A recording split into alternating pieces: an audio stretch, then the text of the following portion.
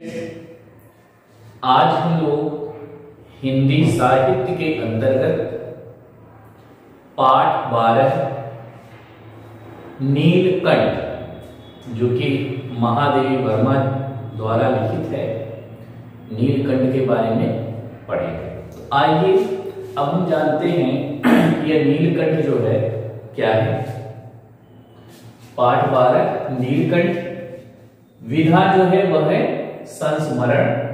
संस्मरण का मतलब होता है कि जब लेखक अपनी स्मृति के आधार पर अपने जीवन की किसी भी घटना को याद करके अर्थात स्मरण करके वह उसको लेखबद्ध करता है, वह लेख लिखता है, तो उस विधा को हम संस्मरण विधा कहते हैं। तो विधा जो है वह संस्मरण है। लेखिका का नाम है महादेवी वर्मा। और जो ये हम संस्मरण पढ़ रहे हैं, इसका उद्देश्य क्या है? पढ़ने का उद्देश्य है कि जीवों के प्रति प्रेम भाव, सहृदयता, सहानुभूति इत्यादि। अर्थात इस पाठ में बताया गया है कि किस प्रकार से हमें जीवों के प्रति दया का भाव रखना चाहिए, हमारे अंदर सहृदयता हो जाए, यानी कि किसी भी जीव को सताने की भावना नहीं होनी चाहिए। यह सब इस पाठ में मिलता है। तो पाठ को शुरू करने से पहले हम थोड़ी सी चर्चा लेखिका परिचय के बारे में करेंगे। आइए देखते हैं। लेखिका परिचय। महादेवी वर्मा हिंदी साहित्य के छायावादी युग के 4 प्रमुख स्तंभों में से एक है। इनका जन्म 26 मार्च सन 1907 में उत्तर प्रदेश के फर्रुखाबाद जिले में हुआ था। इन पर बुद्ध का गहरा प्रभाव था। इनके गीतों में वेदना और करुणा की अभिव्यक्ति दिखाई देती है। इन्होंने गद्य और पद्य दोनों ही विधाओं में साहित्य रचना की है। इनकी प्रमुख रचनाएं हैं निहार, नीरजा, दीपशिखा, यामा, जो कि इनका काव्य संग्रह है, अतीत के चलचित्र, स्मृति की रेखाएं, पथ के साथी आदि। 11 सितंबर सन 1987 में इनकी मृत्यु हो गई। तो यह लेखिका का सामान्य परिचय था। आइए अब हम लोग इस पाठ को शुरू करते हैं। पाठ को शुरू करने से पहले थोड़ी सी चर्चा हम लोग पाठ में बताया क्या क्या है, किस लिए इस पाठ को लिखा, किसके बारे में है, उसको जानते हैं। सुप्रसिद्ध लेखिका महादेवी वर्मा द्वारा लिखित यह संस्मरण उनके पशु पक्षियों के प्रति प्रेम व सेवा भाव की भावना को व्यक्त करता है। नीलकंठ, राधा और पूजा पात्र के माध्यम से लेखिका ने इनके प्रेम, ईर्ष्या व जलन की भावना को साकार रूप दे दिया है। राधा का विरह मन को जहां उद्वेलित करता है, वहीं पूजा द्वारा नीलकंठ की प्रताड़ना हृदय की अजीब टीस उत्पन्न करती है। यह तो इस पाठ का केंद्रीय भाव था। आइए अब हम लोग इस पाठ को शुरू करते हैं। उस दिन एक अतिथि को स्टेशन पहुंचाकर मैं लौट रही थी कि चिड़ियों और खरगोशों की दुकान का ध्यान आ गया और मैंने ड्राइवर को उसी ओर चलने का आदेश दिया। बड़े मियां चिड़िया वाले ने दुकान के निकट पहुंचते ही सड़क पर आकर ड्राइवर को रुकने का संकेत दिया। मेरे कोई प्रश्न करने से पहले ही उन्होंने कहना आरंभ किया, सलाम गुरुजी। पिछली बार आने पर आपने मोर के बच्चों के लिए पूछा था। शंकरगढ़ के एक चिड़ीमार 2 मोर के बच्चे पकड़ लाया है। एक मोर है, एक मोरनी। आप पाल लें। मोर के पंजों से दवा बनती है, सो ऐसे ही लोग खरीदने आए थे। आखिर मेरे सीने में भी तो इंसान का दिल है। मारने के लिए ऐसी मासूम चिड़ियों को कैसे दूं? टालने के लिए मैंने कह दिया गुरुजी ने मंगवाए। वैसे यह कमबख्त रोजगार ही खराब है, बस पकड़ो पकड़ो, मारो मारो। तो लेखिका ने बताया कि उस दिन जब एक अतिथि को स्टेशन पहुंचाकर मैं वापस लौट रही थी कि चिड़ियों और जो खरगोशों की दुकान का ध्यान में आया और मैंने अपने ड्राइवर को कहा कि गाड़ी उसी की ओर ले चलो। वहां पर बड़े मियां चिड़िया वाले की दुकान के निकट पहुंचते ही सड़क पर आकर ड्राइवर को रुकने का संकेत दिया और मेरे कुछ प्रश्न करने से पहले ही वह जो चिड़िया वाला है वह आता है, बोलता है, सलाम गुरुजी, पिछली बार आपने मोर के बच्चों के लिए पूछा था और शंकरगढ़ के एक चिड़ी मार ने एक मोर और एक मोरनी जो है कि बच्चों को, एक मोर है एक मोरनी, उसको पकड़ लाया है और मैं चाहता हूं कि आप इसको पाल लें। वैसे इसे खरीदने के लोग तो बहुत लोग आते हैं क्योंकि इसके पंजों से कोई दवा बनती है, लेकिन मेरे सीने में भी इंसान का दिल है, उनकी प्रति दया का भाव, इसलिए मैंने उनसे कह दिया कि गुरुजी ने मंगवाए। तो उसने कहा कि जो मैं रोजगार करता हूं ये बहुत ही बेकार है क्योंकि यहाँ पर बस पकड़ो पकड़ो मारो मारो के अलावा कुछ भी नहीं होता है। बड़े मियां के भाषण की तूफान मेल के लिए कोई निश्चित स्टेशन नहीं है, सुनने वाला थक कर जहां रोक दे वही स्टेशन मान लिया जाता है। इस तथ्य से परिचित होने के कारण ही मैंने बीच में उन्हें रोककर पूछा, मोर के बच्चे हैं कहाँ? बड़े मियां के हाथ के संकेत का अनुसरण करते ही मेरी दृष्टि एक तार के छोटे से पिंजरे तक पहुंची जिसमें तीतरों के समान दो बच्चे बैठे थे। पिंजरा इतना संकीर्ण था कि वे पक्षी शावक जाली के गोल फ्रेम में किसी जड़े चित्र जैसे लग रहे थे। मेरे निरीक्षण के साथ साथ बड़े मियां का भाषण मेल चली जा रही थी। ईमान कसम गुरुजी चिड़ीमार ने मुझसे इस मोर के जोड़े के नगद 30 रुपए लिए। बालक कहा, भाई जरा सोच दो, अभी इनमें मोर की कोई खासियत भी है कि तू इतनी बड़ी कीमत मांगने चला? पर वह मुंजी क्यों सुनने लगा। आपका ख्याल करके अछता पछता कर देना ही पड़ा। अब आप जो मुनासिब समझे, अस्तु 30 चिड़ीमार के नाम के और 5 बड़े मियां के ईमान के देकर जब मैंने वह छोटा पिंजरा कार में रखा तब मानो वह जाली के चौखट का चित्र जीवित हो गया। दोनों पक्षी शावकों को छटपटाने से लगता था मानो पिंजरा ही सजीव और उड़ने योग्य हो गया। तो इस प्रकार से किसी तरह से मैंने उसे पैसे दिया। पैसे देकर वह जो मोर और मोरनी मतलब बच्चे थे उसको हम लोग ले आए और जब देखे कि पहले तो वह पिंजरे में एकदम ऐसा चित्र की भांति वो चिपके हुए क्योंकि वो पिंजरा इतना ज्यादा छोटा था और जैसे ही मैंने अपनी गाड़ी में उसको रखाया तो मानो वह सजीव हो उठे, ऐसा लग रहा था मानो पिंजरे को ही ले उठेंगे। और इसके बाद जब मैं घर पे पहुंची तो घर पहुंचने पर सब लोग कहने लगे, तीतर हैं, मोर कहकर ठग लिया है। कदाचित अनेक बार ठगे जाने के कारण ही ठगे जाने की बात मेरे चिढ़ जाने की दुर्बलता बन गई। अप्रसन्न होकर मैंने कहा, मोर के क्या सुरखाब के पर लगे हैं, है तो पक्षी ही। ठीक है, चिढ़ा दिए जाने के कारण ही संभवतः उन दोनों पक्षियों के प्रति मेरे व्यवहार और यत्न में कुछ विशेषता आ गई।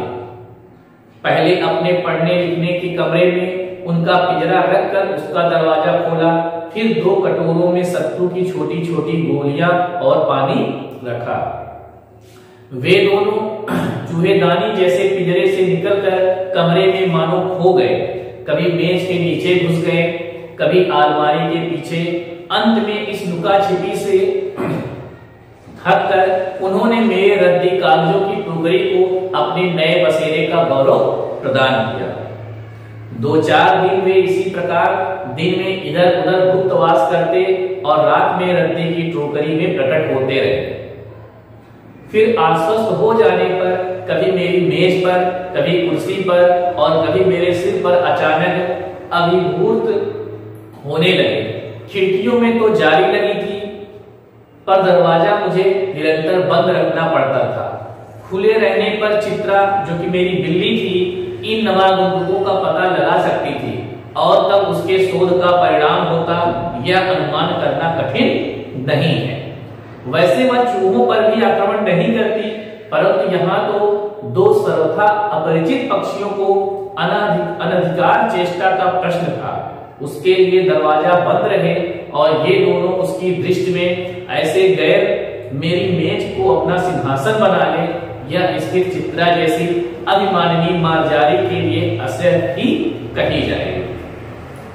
तो जैसे ही उस पक्षी को, दोनों पक्षियों को हम वहां पर ले आए तो कुछ लोगों ने कहा कि आपको ठग लिया उस दुकानदार ने, यह मोर मोरनी नहीं बल्कि तीतर है। तो ठगे जाने से थोड़ा सा मैं अप्रसन्न हुई, मुझे गुस्सा भी आया, लेकिन मैंने कहा कि आखिर क्या मोर मोरनियों के अलग से पर हैं? आखिर वो भी तो पक्षी ही हैं। तो चाहे तीतर हो या मोर, जो भी है, आखिर पक्षी तो पक्षी ही हैं। इस प्रकार से आए, फिर घर पे जो है पढ़ने लिखने का जहां कमरा था उसी में उस पिंजरे को रख दिया गया और दरवाजा बंद कर दिया। फिर दोनों के लिए कटोरों में जो है गोलियां लाए। तो इस प्रकार से जो है चूहेदानी जैसे जो पिंजरे में थे उसको निकलकर कमरे में मानो खो गए, कभी वह मेज के नीचे जाते, कभी अलमारी के पीछे। इस प्रकार से वह लुका छिपी जब करके थक जाते थे तो रद्दी कागजों का जो ढेर था वहां पर जाकर वो बैठ जाते थे, मानो वही उनका एक बसेरा, नया बसेरा हो गया। 2-4 दिन इसी तरह से गुप्तवास करते और रद्दी कागज में ही प्रकट होते रहते। लेकिन जब उन्हें आश्वस्त हो गया, मानो उनको लगा कि अब हमें कोई भी यहाँ पे परेशानी नहीं है, हमारा यहाँ पर कोई भी नुकसान नहीं करेगा, तब वह जो है कभी मेज पर और कुर्सी पर अचानक से वो प्रकट हो जाया करते थे। अब खिड़कियों में तो जाली लगी थी, लेकिन मुझे दरवाजा बंद रखना पड़ता था, क्योंकि मैंने जो बिल्ली, अर्थात यहाँ लेखक कह रहे जो बिल्ली और रखी, इसका नाम चित्रा था, इन नवागंतुकों के यानी जो नए नए लोग आए हैं, इन नए लोगों की वो पहचान कर सकती थी और पहचान करने पर उनके शोध का परिणाम भी हो सकता था, इसमें कोई संदेह नहीं था। वैसे जो बिल्ली है वो तो चूहों को भी नहीं मारती थी, लेकिन क्या पता, क्योंकि ये दोनों अपरिचित हैं और सोचे कि हाँ नहीं, यहाँ तो मेरा अधिकार है इस घर में, ये दोनों कहां से आ गए, हो सकता है शायद इन्हें वह मार सके। अब देखिए आगे क्या होता है। जब मेरे कमरे का कायाकल्प चिड़िया खाने के रूप में होने लगा, तब मैंने बड़ी कठिनाई से दोनों चिड़ियों को पकड़कर जाली के बड़े घर में पहुंचाया, जो मेरे जीव जंतुओं का सामान्य निवास है। दोनों नवागंतुकों ने पहले से रहने वालों में वैसा ही कौतूहल जगाया जैसा नववधु के आगमन पर परिवार के स्वाभाविक है। लक्का कबूतर नाचना छोड़कर दौड़ पड़े और उनके चारों ओर घूम घूमकर बुटुरगू की रागनी अलापने लगे। बड़े खरगोश सभ्य सभासदों के समान क्रम से बैठकर गंभीर भाव से उनका निरीक्षण करने लगे। ऊन की गेंद जैसे छोटे खरगोश उनके चारों ओर उछल कूद मचाने लगे। तोते मानो भली भांत देखने के लिए एक आंख बंद करके उनका परीक्षण करने लगे। उस दिन मेरे चिड़ियाघर में मानो भूचाल आ गया। धीरे धीरे दोनों मोर के बच्चे बढ़ने लगे। उनका कायाकल्प वैसा ही क्रमशः और रंगमय था जैसा इल्ली से तितली का बनना। तो इस प्रकार से जब वो थोड़े बड़े होने लगे तो हमारा कमरा था वो एकदम चिड़ियाखाने जैसा लगने लगा। तो बड़े मुश्किल से किसी तरह से उन दोनों पक्षियों को हम जाके जाली वाले चिड़ियाखाना है वहां पर पहुंचाए और वहां पर पहले से ही जीव जंतु थे। अब वहां पर इस प्रकार से लगा जैसे कि कोई नववधु आती है और उन लोगों को आराम से बढ़िया से देखभाल निरीक्षण करते हैं। सारे लोग लुका छिपी कर किसी तरह से देखने का प्रयास करते हैं। ठीक उसी प्रकार से वहां पे जो जीव जंतु थे वह सब कर रहे थे।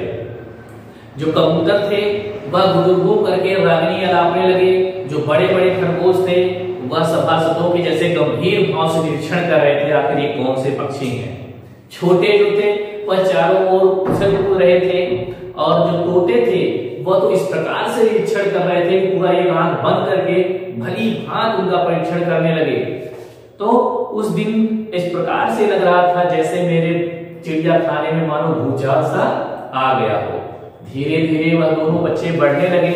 उनका कायाकल्प और वैसा ही क्रमशः और रंगमय था जैसे इल्ली से तितली का बनना। जो तितली होती है तो पहले वो छोटी सी होती है तो तितली जैसे नहीं लगती, कीड़े की भांति लगती है, बाद में है तितली जैसे लगने। ठीक उसी प्रकार से मोर भी थे। आगे देखिए, मोर के सिर की कलगी और सघन ऊंची तथा चमकीली हो गई, चोंच अधिक बंकिम और पैनी हो गई, गोल आंखों से इंद्रनील की नीलाभ द्युत झलकने लगी, बड़ी नील हरित ग्रीवा की हर भंगिमा भी धूप छाही तरंगे उठने गिरने लगी। दक्षिण वाम दोनों पंखों से सलेटी तथा सफेद आलेखन स्पष्ट होने लगे, पूंछ लंबी हुई और उनके पंखों पर चंद्रिकाओं के इंद्रधनुषी रंग उद्दीप्त हो उठे। रंग रहित पैरों की गर्मीली गति ने एक नई गरिमा से रंजित कर दिया। उसका गर्दन ऊंची कर देखना, विशेष भंगिमा के साथ उसी नीचे कर दाना चुनना, पानी पीना, टेढ़ी कर शब्द सुनना आदि क्रियाओं से जो सुकुमारता और सौंदर्य था उनका अनुभव देखकर ही किया जा सकता था। गज का चित्र नहीं आंका जा सकता।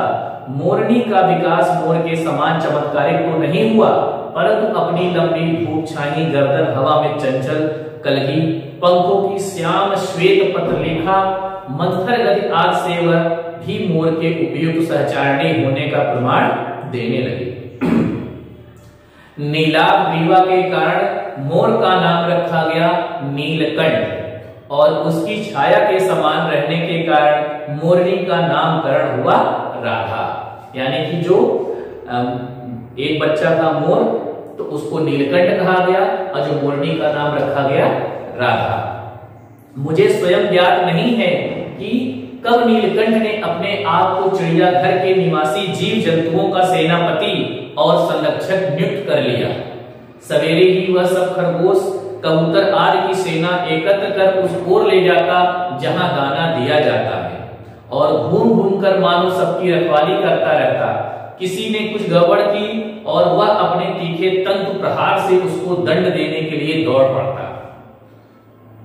खरगोश के छोटे बच्चों को वह चोंच से उनके कान पकड़कर ऊपर उठा लेता था और जब तक वे आर्त कंदन न करने लगते उन्हें अधर में लटकाए रहता था। आर्त कंदन मतलब रोना चिल्लाना न शुरू कर दे। कभी कभी उसकी पैनी चोट से खरगोशों के बच्चे कर्ण का कर्णवेद संस्कार हो जाता था, पर वे कभी उससे क्रोधित होने का अवसर न देते थे। दंड विधान के समान ही उन जीव जंतुओं के प्रति उसका प्रेम भी असाधारण था। प्रायः वह मिट्टी में पंख फैलाकर बैठ जाता और वे सब उसकी पूंछ, लंबी पूंछ और सघन पंखों में छुआ छुआ जैसे खेल को खेलते रहते थे। तो अभी यहाँ पर मोर और मोरनी के उनके क्रियाकलापों को किस प्रकार से वे बड़े हुए, किस तरह से वह दिखाई दे रहे थे और उन जंतुओं के बीच वह कैसे रह रहे थे, इन सब चीजों को आपने इसमें पढ़ा। प्यारे बच्चों, आज के लिए हम लोग इस संस्मरण यानी जो नीलकंठ की कहानी है इसको यहीं तक रखते हैं। इसके आगे की जो कहानी होती है उसे हम नेक्स्ट वीडियो में कंटिन्यू करेंगे और आप लोगों का जो गृह कार्य होगा वह होगा महादेवी वर्मा से, महादेवी वर्मा की का जीवन परिचय। इसके अलावा इस पाठ का शब्दार्थ और केंद्रीय भाव है, इसे आप लोग गृह कार्य के रूप में लिखेंगे। धन्यवाद।